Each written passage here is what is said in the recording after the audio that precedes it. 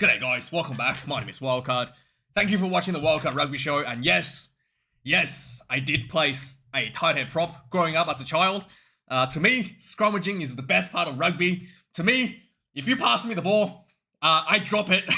Let's have a scrum. All the catching and kicking and everything is too hard for me. I do not have the athletic talent for any of that. I just lift weights and I like scrummaging. So this weekend, as you could imagine, the absolute beautiful scrummaging that was on display between the South Africans and the Irish was basically a wet dream. You know, every day I dream about a team, you know, as a front rower. I think a lot of you guys could, if you play front row, you know exactly what I'm talking about. The dream is to scrum your opposition over for a try, for a penalty try, or just a walkover try. It is the best feeling. And just to crumble your opposition prop is one of the best feelings in the world. It's like the most, you just feel like the man. You just feel like the man when you dominate the opposition in the prop, in a scrum. And so obviously I really enjoy this. And after reading some of you guys' comments, I actually realized something. Not everybody plays prop. And there's a few things that I wanted to kind of clarify a little bit and maybe helping everybody understand what exactly is happening here a little bit better, right? So number one, a lot of people were saying that the Irish should cynically collapse in the scrum or like standing up to avoid a scrum penalty or to avoid a walkover try for the Springboks. Now, it is true that a weaker team would plan something like that going into a match against a team that has a really good scrum to avoid themselves being walked over for a scrum try. A weaker team will do that. But there's also another thing that you have to understand. Based on what I saw this weekend on Andrew Porter, he got absolutely, I'm sorry if you're Irish, he got absolutely destroyed in the scrum.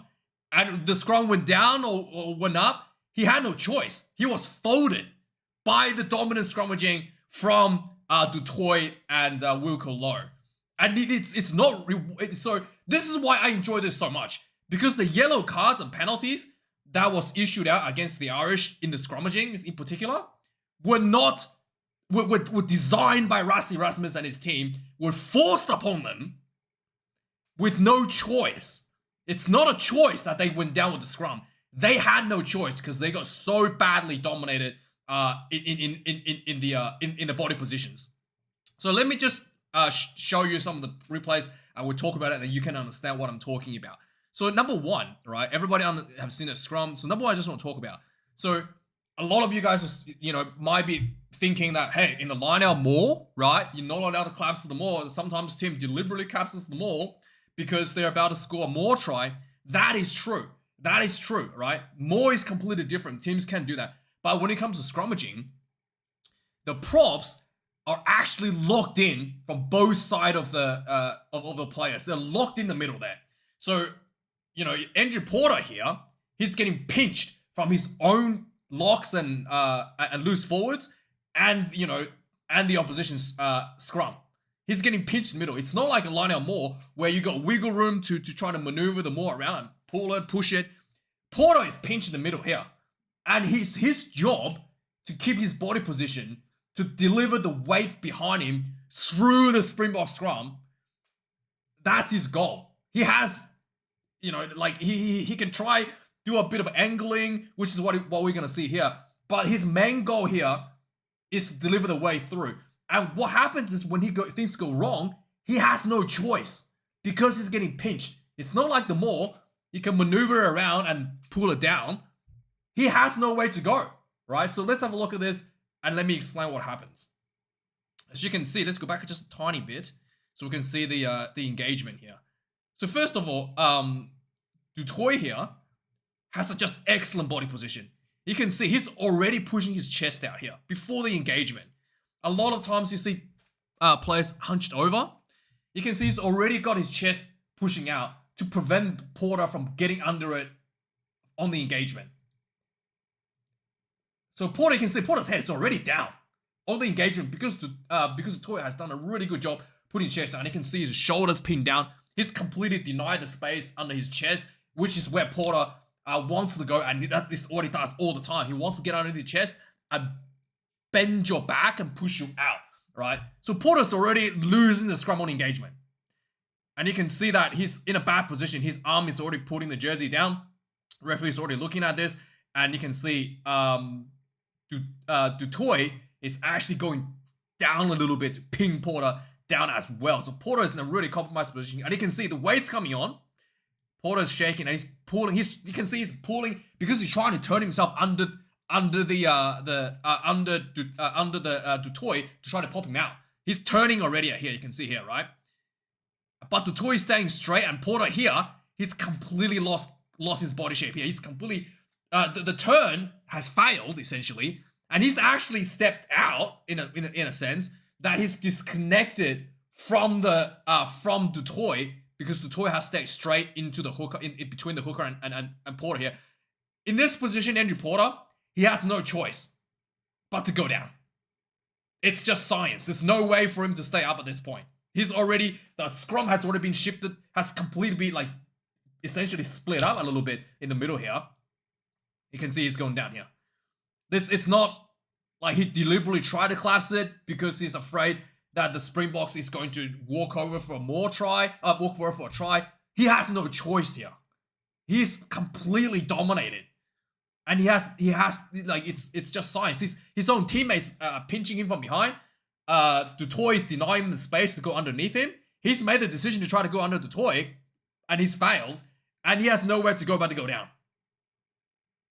And if you play prop, you know exactly what I'm talking about. And if you don't play prop, I'm telling you, this is not him deliberately trying to collapse the scrum.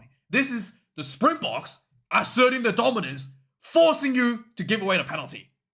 There's a big difference. And this is why I thought this was so brilliant for the Springboks. It's a yellow card, like, forced upon you.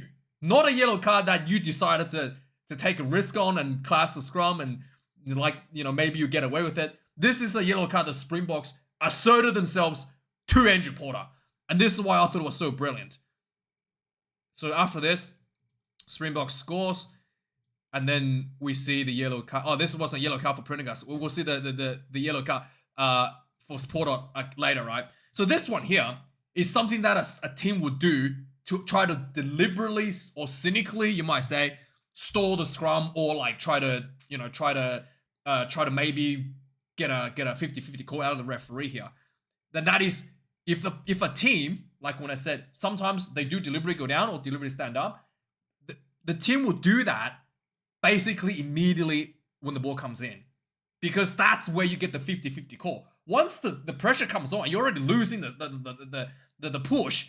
If you try to stand up or go down, it's a penalty. If you deliberately try to stand up or go down, it's a penalty already against you. So the only time the team would try to do this, sometimes you see this a lot in Super Rugby.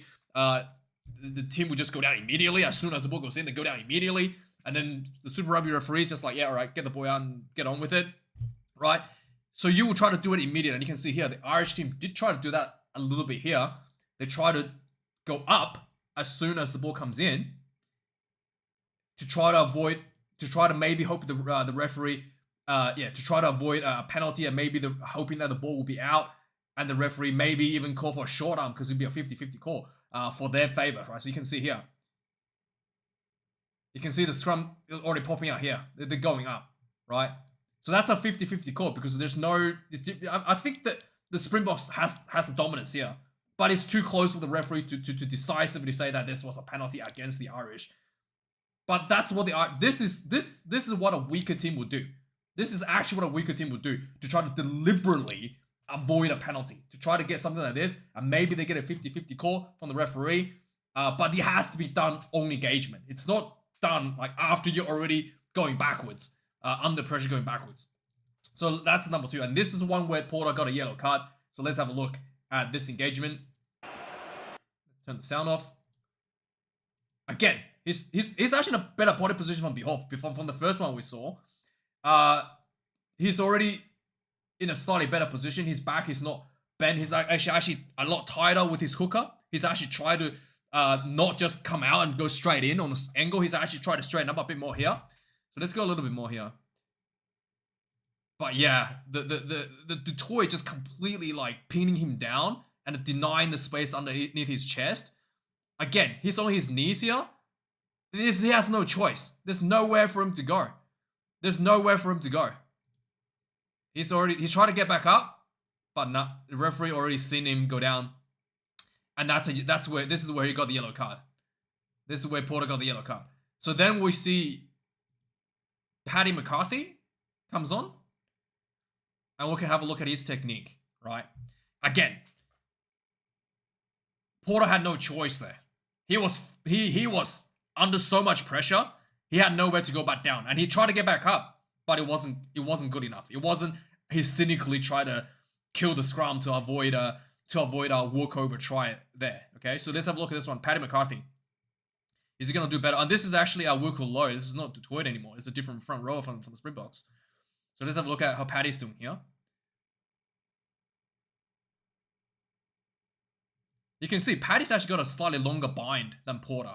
And he's got his elbow relatively high.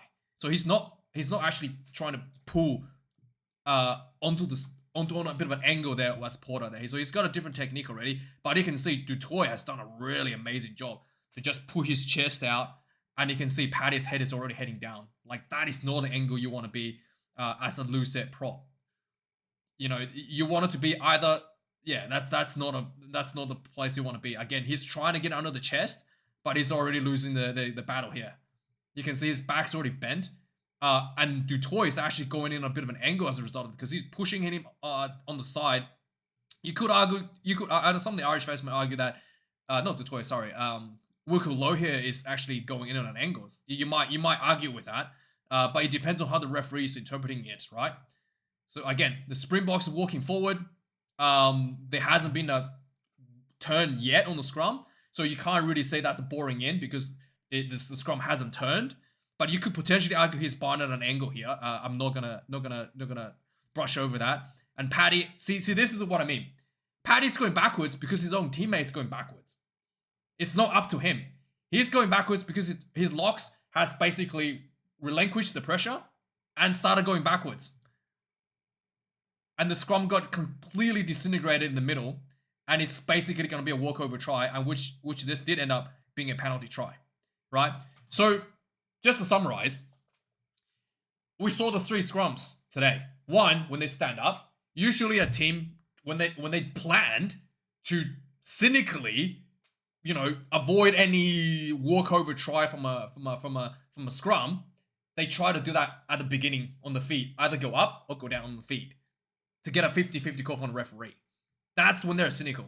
Number 2, when the scrum is going down, like we saw with Andrew Porter there, it's not up to them anymore because they're getting pinched from both ends. If you don't believe me, go talk to any of your scrum friends.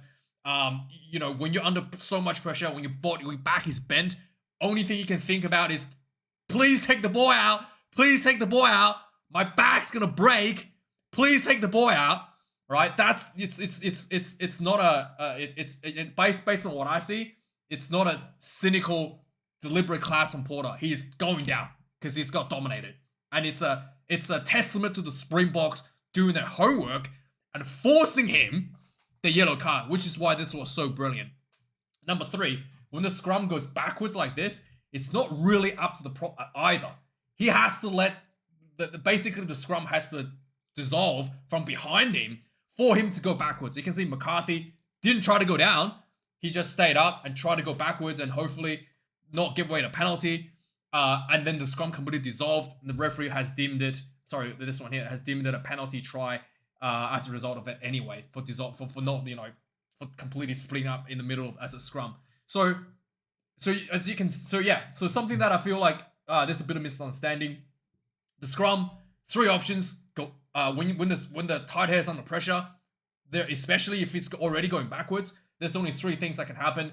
He either goes up, or he goes down, or he goes back. And all 3 options are not up to the prop. It's up to the blocks behind him, whether they are still locked in on the push, or what angle they are on in terms of in relation to their opposition prop, and whether it's going to go up or down or go backwards. It's completely out of the hands of the props. So yeah, I just want to make this video to hopefully everybody can understand. But yeah, hopefully that clarifies everything. And finally, some of you guys are saying, "Oh, Wildkard, how dare you? Don't respect the Irish, man. They're cynical players." Look, okay. If you're South African, you don't wanna. You think this wasn't a respectful performance by the Irish. Fair enough, but that's the team I support. And we got flogged last week, so I have to respect the Irish. regardless for what the handy job they did for the Wallabies. So hey, thanks for watching. Thanks for the comments, and see you guys next week for the news. Cheers.